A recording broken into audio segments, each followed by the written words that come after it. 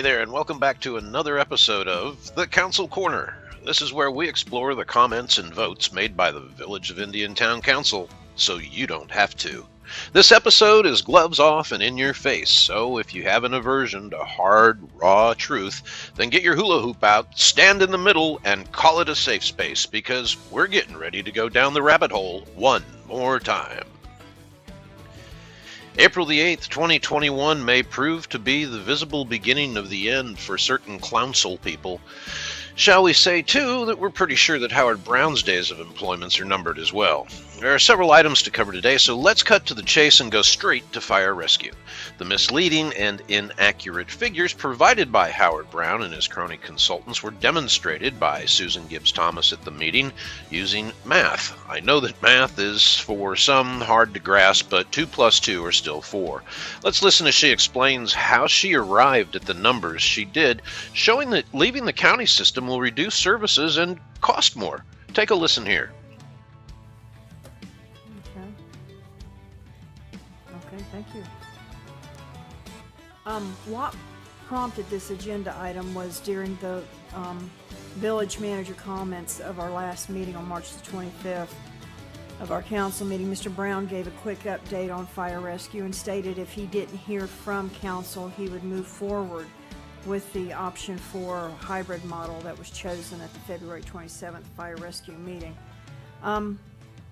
And I just wanted to make sure that things were really clear and everybody understood. And, you know, this council has taken the steps and have done the due diligence that we've been tasked to do to research and determine the cost of creating our own fire rescue. In doing so, and I know we've said it and everybody said it, a lot of information has been brought forward and the many moving parts, and there's a lot of moving parts, and then there's still issues that we still don't fully realize. The savings of millions that was brought forward and proposed in the feasibility study with our own fire rescue has been proven it's not there. Millions are not there. In the options and numbers that Mr. Iacona presented, we chose option number 4 with a first, and these were presented at that February 27th meeting. Our first year cost of $6 million plus, and then going forward after that each year would be $4.8 million. And we've discovered many little caveats with that, but the big one also is thereafter we would be responsible for the TPP payment that is usually, I guess, paid out of that tax, which this year was $783,000. So we would be responsible for that. So ongoing yearly, you have about $5.5 million responsibility that we will have to do our own fire rescue. And this past year we paid $5.3 million with Martin County. So I think us doing our due diligence and have brought out the facts and having done our homework, it's been indicated also in correspondence by the county that there is room to still sharpen the pencil a little further on those numbers. So I look forward to Tuesday's commission meeting that has the fire rescue issue on it, and it gives both boards an opportunity to work together for the best for all the residents in the county and in Indiantown. And I know that it's been indicated by this council that, you know, for years we were kind of on the back burner. We were not issued, or we were not dealt with. We feel like the same way, and that was a big indicator, or a big responsibility for everybody wanting to have our own municipality so we could take care of ourselves. And I think once again that was a different council than what we've had. I mean, a commission, county commission. I appreciate the willingness that we're able to sit down and sharpen a pencil and get the best that we can for Indiantown. And it's a different day. It's a new day moving forward. So I just wanted to make sure that we had everything out on the table.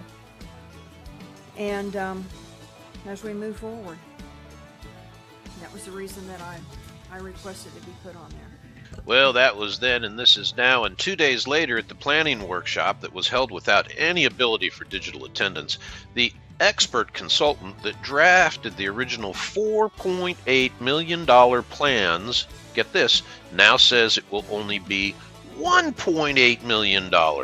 So no worries. We just lease everything and outsource it to private companies. Then what do we have to lose? I mean, yeah, everything's going to be better than what you have now, and we'll do it with millions less. Wow, really?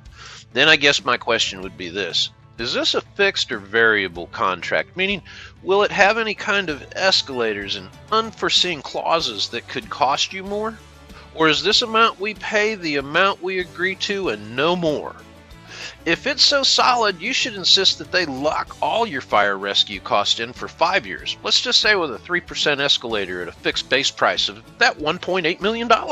If they'll do that, then congratulations. We all know, though, that that's not the reality.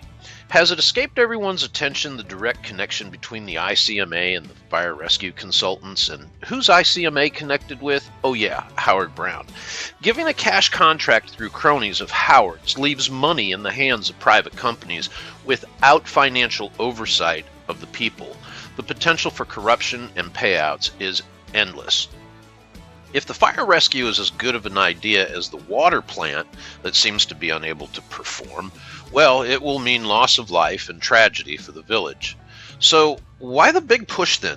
There's no sense rushing into fire rescue when we know we have a great crew that serves us to begin with, especially when we already have impeccable service.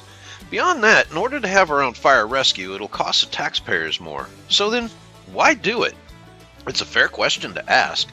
In our conversations with people close to the matter, we've learned that there's a bigger scenario surrounding this quagmire.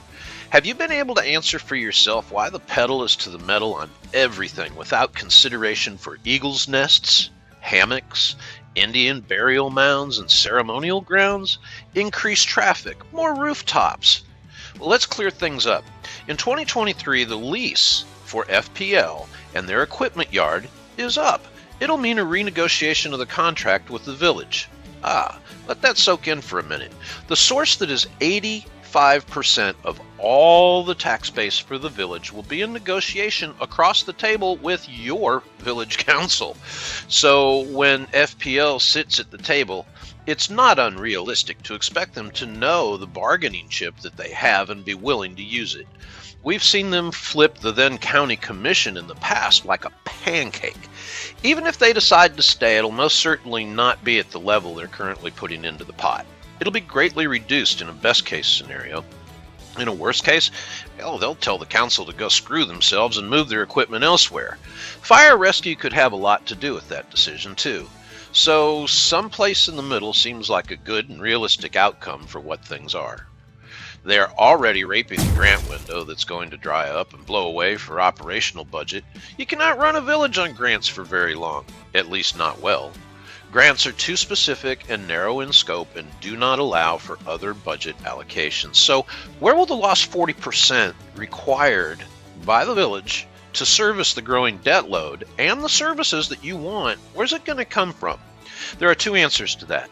First is from the property owner and retail shopper. They'll tax you. They may also levy municipal golf taxes on every round of golf at Indianwood. Renters will pay more to offset the raised taxes, so rent will increase. Sales tax will make food more expensive. And there's a second option. That's to allow developers to have carte blanche and green lights on development to increase the number of rooftops so that they can offset the lost money from FP&L through someone else's property tax. We all know what that looks like. It's an estimated 2,000 to 3,000 new homes that would be required to offset the loss of revenue and property taxes, even if it was only 10 or 20%. Or you'll probably end up in a position that you see 3,000 to 5,000 more people in Indiantown and your taxes will still go up. So begins the saga of no affordable housing. You see, there's unforeseen consequences and then there are very obvious ones. When we ignore the obvious consequences, the others get bigger. The real question becomes, with hurricane season approaching, 2 of 3 water pumps down and no failover in place for it, $20 million in repair, the debt load, roads that need to be repaired, not patched, but repaired, drainage that needs to be dealt with, infrastructure that needs upgrading, and the rest of the list goes on and on and on and on. What do the priorities look like to you? They've had 8 months to replace at least one pump or even fix it so if one goes down, the other takes over. Didn't happen though. Why? It's the lack of paying attention to the priorities that affect you and more about building a kingdom on their part. Do you really want the village to take an open-ended liability of fire rescue, especially with the knowledge of shrinking revenues in the near term? And they are going to shrink. Of course, if all you have to do is raise taxes and make things more expensive for us in order to do it, then I guess you'll suffer the wrath at the ballot box. Then there's the allotted time to wait before recall elections can begin too. Oh yeah, they're drawing closer and people are organizing. The clock is ticking, people are talking, so ask yourself, who's listening to you? This is it for the first part of our review. Be sure to subscribe at talkaboutmartin.com and never miss a story. We're working on several other recaps from the last meeting. Among them are civility, social justice, and racial inequality. So, stand by.